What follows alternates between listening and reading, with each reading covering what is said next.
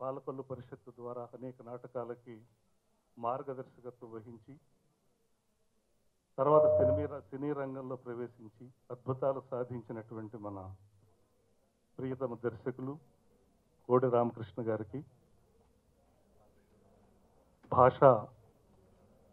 తెలుగు భాషకే ఒక వన్నె తీసుకుని వచ్చి తెలుగు జాతికి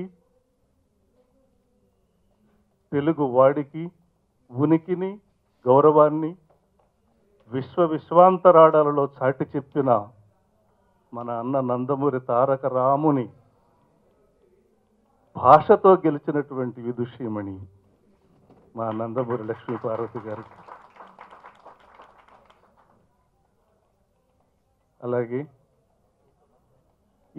ఈ సినిమాకి తనదైనటువంటి స్వరాలన్నింటినీ కూడా కూర్చి రసానుకూలంగా ఆ బాణీలను కూర్చి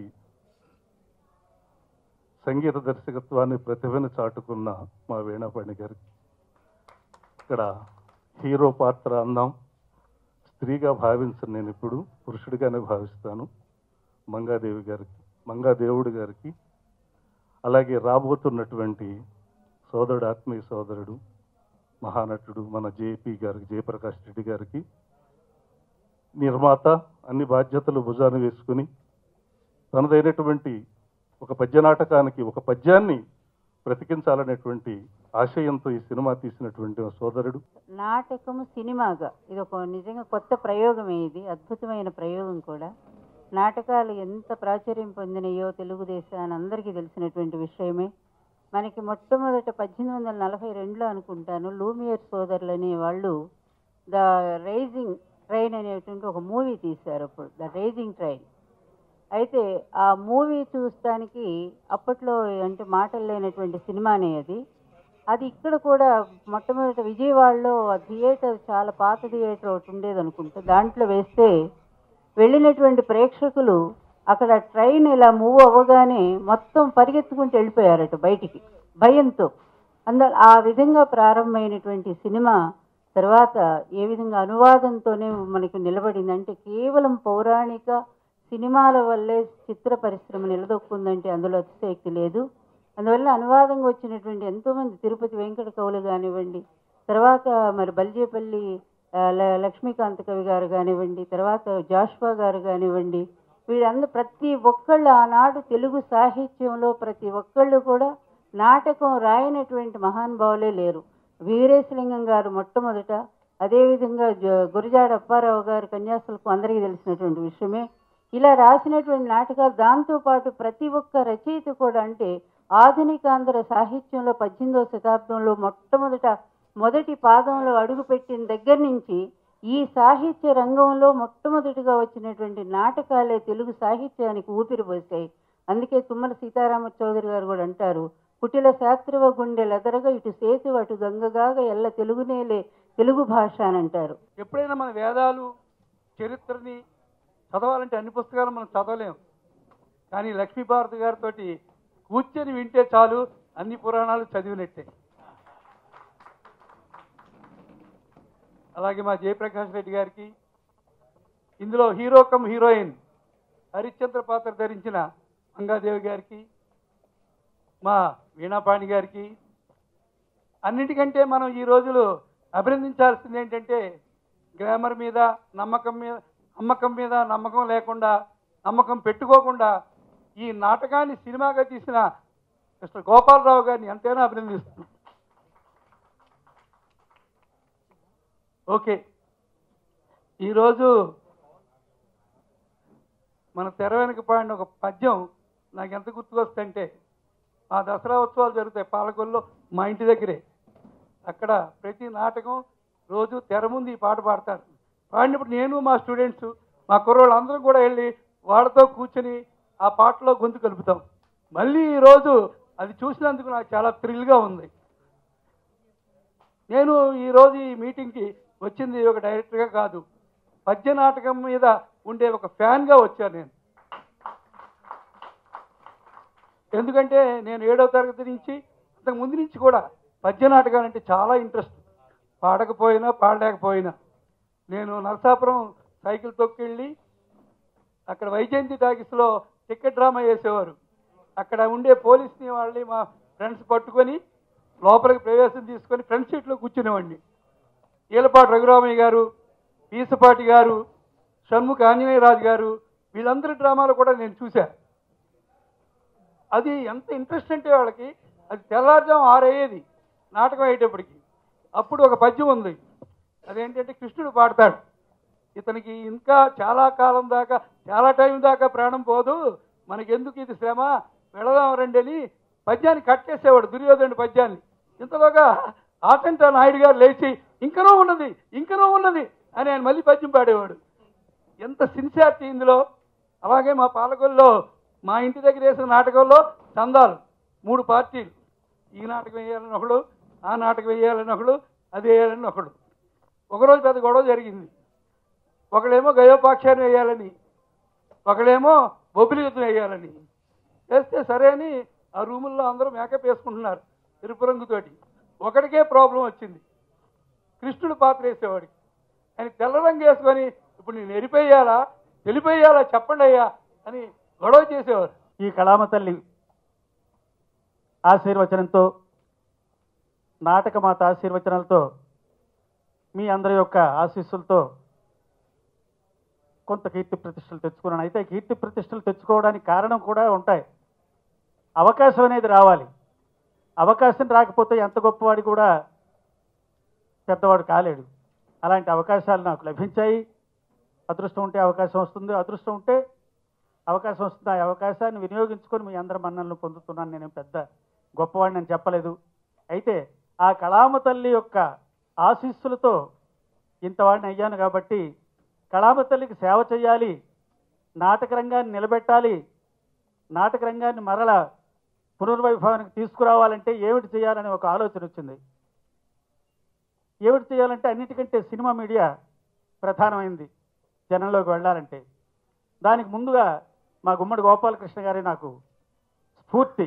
ఎందుకంటే నాకంటే ముందుగా వారు శ్రీకృష్ణ రాయబారం ఆడియో వీడియో చేశారు, శ్రీనాథుడు ఆడియో వీడియో చేశారు, వేమను మాత్రం తర్వాత చేశారనుకోండి. ఆ రెండు వారు ఆడియో వీడియో చేయడం నాకు స్ఫూర్తికి సినిమా మీడియాలో సినిమా ఎందుకు చేయకూడదనే ఒక ఆశ కలిగింది. సినిమా మీడియా అయితే అందరి ముందుకు వెళ్తుందనే ఆశ తప్పితే నేను వ్యాపార దృష్ట్యా కానీ లాభాపేక్షతో కానీ ఇది చేయలేదని మనవి చేసుకుంటున్నాను. అది ఏ ఒక్క కళాకారుడి సొత్తు కాదు భాష. ప్రతి తెలుగు హృదయంలో నిలవాలి. ప్రతి మనిషి పద్యం అంటే పాడాలి. గోపాలరావు గారు మాట్లాడారు, భాష చూసారా ఎలా ఉందో, ఎంత సుస్పష్టంగా ఉందో. ఒకసారి హ్యాట్స్ ఆఫ్ కరతాళ ధ్వనులు తెలియజేయండి. పౌరాణిక కళాకారుడు వేదిక ఎక్కి మాట్లాడుతుంటే పద్యం ఒక్కటే కాదు, భాష పులకించి పరవళ్ళు తొక్కుతుంది. అంటే ఆ పద్యంలో సంస్కృత భూయిష్టంగా ఉంటుంది. తెలుగు భాష సంస్కృతం నుంచి పుట్టినా కూడా మొట్టమొదటి తెలుగు భాషకి ఒత్తు లేదు. దానికి ఈయన ఎప్పుడు చెప్తుంటారు, పూత మెరంగులున్ బసరు పూప బెరంగులు చూపునట్టి వా కైతలు జగ్గు నిగ్గు నెనగావలి గమ్మున గమ్మనన్ వలన రాత్రియున్ బవల్ మరపురాని వయల్ చెలియారజింపు నిద్దాతరి తీపులను వలన దారశిలను వలన నోదలంచిన బ్రాతిక గైకొన్నలను బైదలి కుత్తుకులు అని పల్లటి కూతలనలను సొగసు కోర్కులు రావాలని ఆలకించిన చేతకలుంది కోగితను చేర్చిన కన్నీయ చిన్ని పన్ని మీరు మూతల. ఇక్కడెక్కడ ఒత్తు కనపడదా మీకు? ఇది తెలుగు భాష.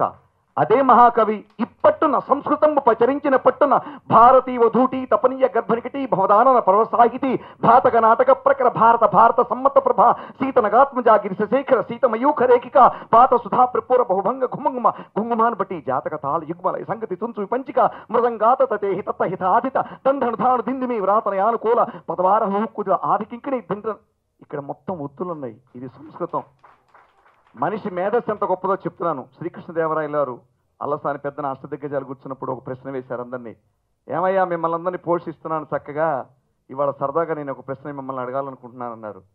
తెలుగు భాషలో సంస్కృత భాషల్లో రెండిట్లో గొప్ప మేధావి ఎవరిని ఉన్నారా అని అడిగారు అష్టదిగ్గజాలని. అల్లసాని పెద్దన గారు ఉండగా వెంటనే లేచి హక్కు కానీ ధైర్యం కానీ ఎవరు చేయరు. వాళ్ళల్లో ఆయన వైపే చూస్తున్నారు అందరూ. ఆయన రాజా, నేను సభలో ఉండగా మీరు సంస్కృతం తెలుగులో దిట్ట ఉన్నారా అని అడిగారన్న దానికి జవాబుగా 16 లైన్లు తెలుగులో 16 లైన్లు సంస్కృతంలో ఇంటి దగ్గర ప్రిపేర్ చేసుకోవాలా, మస్తిష్కం నుంచి ఆసుగా చెప్పారు అప్పటి నుంచి. ఒకసారి మీ కరతాళ ధ్వనులు తెలియజేయండి. మేధస్సు ఎంత గొప్పదో. ఆయన ఏమన్నారు, సంస్కృతం భాష తెలుగు భాషలో పండితులు ఉన్నారా అన్నందుకు 16 లైన్లు తెలుగులో చెప్పేశాడు, ఒత్తులేదు. పూత మెరంగులను ఒత్తులేదు. తర్వాత ఇప్పట్టున సంస్కృతం ప్రచరించిన పట్టున భారతీయ వధూటి తపనీయ అంటే ఎంత గొప్ప మేధస్సు అండి. ఎప్పుడు పుట్టింది ఈ మేధస్సు? శ్రీకృష్ణదేవరాయల కాలంలో ఆది నుంచే ఉంది. అది మనకెందుకు రావటం లేదు? మన సంస్కృతిని, మన భాషని మన బిడ్డలకి ఎందుకు ఇవ్వట్లేదు? ఇవ్వాలనే తాపత్రయంగా గోపాలరావు గారి గురించి ఇప్పటి వరకు చెప్పిన అందరూ చెప్పారు. అందరికీ నా హృదయపూర్వక నమస్కారాలు. నేను 18 సంవత్సరాల క్రితం హైదరాబాద్ వచ్చాను. నేను హైదరాబాద్ వచ్చింది దేనికంటే సినిమాల కోసం, దేనికోసం కాదు. మన సంస్కృతి, మన సాంప్రదాయాలని పరిరక్షించుకోవడానికనే ఉద్దేశంతో నా యొక్క వ్యవహారాలన్నీ కూడా విడిచిపెట్టేసి నేను హైదరాబాద్ రావడం అయింది. అనుకోకుండా ఒకరోజు గోపాలరావు గారు నాకు పరిచయం అయింది, హైదరాబాద్లో పరిచయం అయింది. అంతకుముందు నేను అతని అభిమానిని. అతను చేసినటువంటి ఎల్పి రికార్డు ఎన్ని వేల సార్లు విన్నానో నాకే తెలియదు. ఆ హరిశ్చంద్ర ఎల్పి రికార్డు విన్నాను. అది అక్కడి నుంచి ఇతను నాకు పరిచయం అయిన తర్వాత నేను ఆశ్చర్యపోయాను. హైదరాబాద్ మీరు రావడం ఏంటి, ఇలా ఏంటని చెప్పి నేను ఆశ్చర్యపోయాను. అక్కడ పరిచయం అయింది. నా అదృష్టంగా భావిస్తున్నాను. ఈ సినిమాని ప్రేక్షకులు అందరూ చూసి మమ్మల్ని ఈ సినిమాని సక్సెస్ చేస్తారని కోరుకుంటున్నాను. అసలు పద్యం అనేది కేవలం మన తెలుగు వాళ్ళ సొత్తు మాత్రమే. అది మనకు గర్వకారణం. ఈ పద్యం పాడడం, పద్య నాటకాలు ప్రదర్శించడం అనేది అనాదిగా వస్తూనే ఉంది.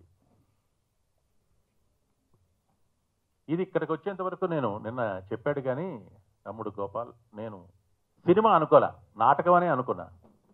సినిమా చాలా సంతోషంగా ఉంది. చాలామంది భయపడుతున్నారు.